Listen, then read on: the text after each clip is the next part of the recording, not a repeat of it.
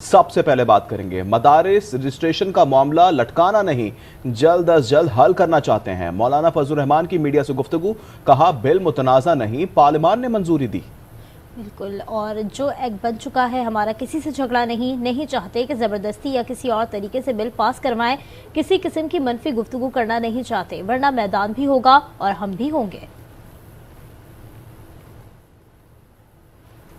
मदारिस bill कानून की शक्ल इख्तियार कर चुका है। सदर ने 10 दिन तक बिल पर कोई एतराज नहीं उठाया। मुफ्ती मुनीबुर रहमान कहते हैं कि कानून के मुताबिक गजट नोटिफिकेशन जारी किया जाए।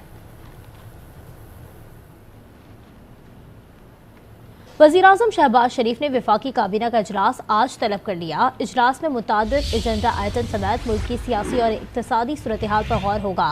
वफाकी काबीना इक्तसादी राबता कमेटी ECC के फैसलों की तौसीक भी करेगी।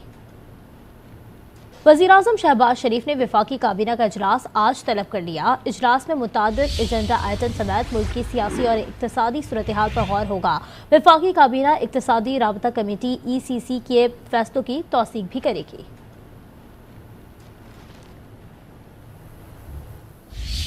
आगे बढ़ते हुए आपको बताएंगे कि यूनान कश्ती हादसे का शिकार पाकिस्तानियों का कहना है कि 3 दिन तक समुद्र में सफ़र किया।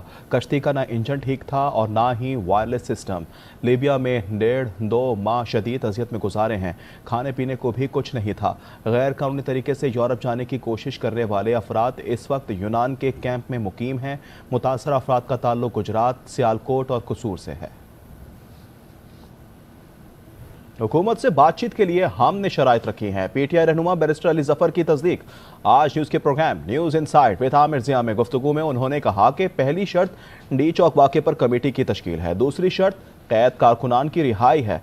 हमने ऑप्शन देकर दरवाजे खोले हैं। हुकूमत बातचीत नहीं करना चाहती तो उनकी मर्जी।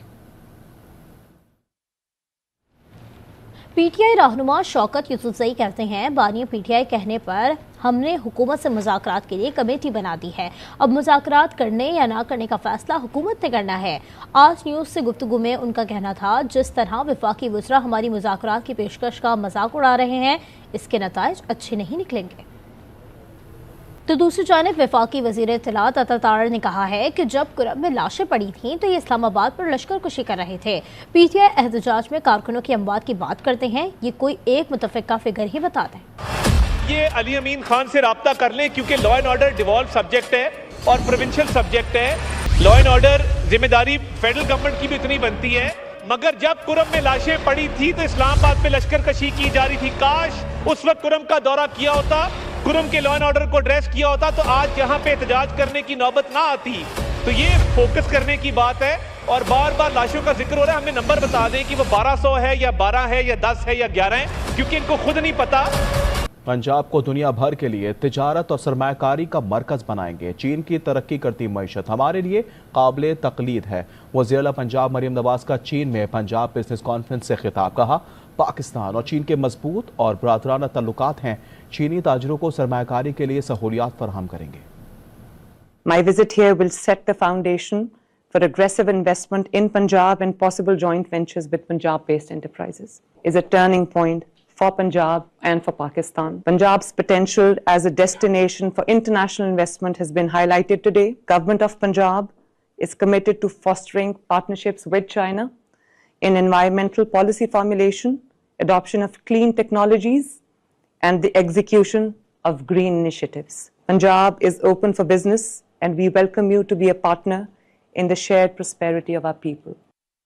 लाहौर में डीजल की कीमत में कमी के बावजूद किराए कम न हो सके। इंटर और इंट्रा सिटी पब्लिक ट्रांसपोर्ट के पुराने किराए ही लिए जा रहे हैं। इस हवाले से मजीद बात करते हैं। नुमाइंदा आज न्यूज़ हुमा भट्ट हमारे साथ मौजूद। जाता है कि कीमतें कम की जाती हैं डीजल की, पेट्रोलियम मसनूआत की, लेकिन किराए कम करने का नाम नहीं लेती ट्रांसपोर्ट माफिया। बिल्कुल ऐसा ही है कि हम लोग देखते हैं जैसे ही कीमतें बढ़ती हैं उसके साथ ही अगले सेकंड में ही किराए और बाकी सारी चीज़ें जो हैं उनकी कीमतों में इजाफा हो जाता है। लेकिन जैसे ही कीमत कम की जाती है तो ना तो किरायों पर कोई असर पड़ता है और ना ही बाकी अशिया ज़रूरिया जो हैं उन पर असर पड़ता है। वही सूरत हाल अभी भी है। डीजल की कीमत में कमी भी की गई है 3 रुपये और कुछ पैसे, लेकिन उसके बावजूद हम लोग देख रहे हैं कि जो किराए हैं जहाँ जिस जगह के भी आप देखें, इंटर सिटी के देखें या इंट्रा सिटी देखें, दोनों तरफ ही किराए जो हैं उनकी कीमतें वैसी ही ली जा रही हैं जैसे कि पहले थी, जिसकी वजह से यहाँ पर आने वाले जो मुसाफिर हैं वो काफ़ी ज़्यादा परेशान होते जा रहे हैं। उनकी तरफ से एक ही मुतालबा किया जा रहा है कि अगर तो कीमतें जो हैं वो कम की गई हैं तो किरायों पर भी इसका असर पड़ना चाहिए ताकि उनके लिए जो सफ़र है वो आसान हो सके। और इसी तरह अगर इंट्रासिटी का हम लोग जिक्र करें तो जो एरिया जो जितने भी डीजल की कीमतों में तो कमी आ गई है, लेकिन किराए कम नहीं किए जा रहे हैं। हमें अपडेट कर रही थी हुमा भट्ट, आपका शुक्रिया। कराची के इलाके कोरंगी में लोड शेडिंग ने अवाम का जीना दो भर कर दिया है। 1 घंटा लाइट आती है फिर चली जाती है कि इलेक्ट्रिक का कोई शेड्यूल नहीं। परेशान हाल इलाका मकीनों का कहना है इजाफी बिल मामूल बन चुके हैं। इस हवाले से बात करेंगे वहां मौजूद अपनी नुमाइंदा हमना निसार से। हमना, बताइए। बिल्कुल जी, इस वक्त मैं कोरंगी 1.5 नंबर से रिपोर्ट कर रही हूँ, जब बिजली की तवील लोड शेडिंग ने यहाँ के इलाका मकीनों की निजी और कारोबारी ज़िंदगी जो है शदीद मुतासिर कर दी है। इस वक्त हमारे साथ यहाँ पे इलाका मकीन मौजूद है, उनसे हम बात करते हैं। 7:30 बजे लेट आती है, लोग वक्त 11:30 बजे 11-12 बजे बंद कर देते हैं। फिर उसके बाद घर जाते हैं तो फिर वो 1-1:30 बजे 12 बजे जाती है, तो फिर वो 1-2 घंटे में आती है। रोज़ की रोलिंग है ये। एक शॉप है मेरी, अब उसके ऊपर छोटा सा एक मुख्तसर सा काम होता है, और मुख्तसर से काम के हिसाब से अगर लाइट ही नहीं होगी तो मुख्तसर काम भी वो जो 2 घंटे का काम है वो 12 घंटे ले जाता है। तो इस हिसाब से वो ये गवर्नमेंट की तरफ से हर तरफ से परेशानी है। हमारे साथ यहाँ के इलाका मकीन मौजूद हैं जिन्होंने बताया है कि यहाँ पे बिजली मौजूद नहीं है, लेकिन बिजली के इजाफी बिल जो है वो बहुत ज़्यादा आ रहे हैं। यहाँ पर शहरियों को शिकवा है कि हुक्मरान जो हैं वो के इलेक्ट्रिक के सामने बिल्कुल बेबस नज़र आते हैं, और जबकि जितने भी शहरी हैं उनके साथ जो जुल्म हो रहा है उसकी कोई सुनवाई नहीं होती, ना ही हुक्मरान जो हैं इस मसाइल को हल करने के लिए सामने आते हैं। भारतीय अपोजिशन रहनुमा प्रियंका गांधी का फलस्तीनियों से इजहार यकजहती। फलस्तीन लिखा हुआ बैग थामे भारतीय पार्लियामान पहुंच गईं। बैग पर अमन की फाख्ता भी बनी हुई है। कांग्रेस की रहनुमा ने कहा कि इजराइल बेगुनाह फलस्तीनियों की नस्लकुशी कर रहा है। गजा में मासूम बच्चों समेत हज़ारों अफराद को कत्ल किया जा चुका है। ऐसे में इन मासूमों के लिए सिर्फ आवाज़ उठाना ही काफ़ी नहीं है। हर मस्बत सोच रखने वाले शख्स का इखलाकी फ़र्ज़ है कि मजलूम फलस्तीनियों की हिमायत करे।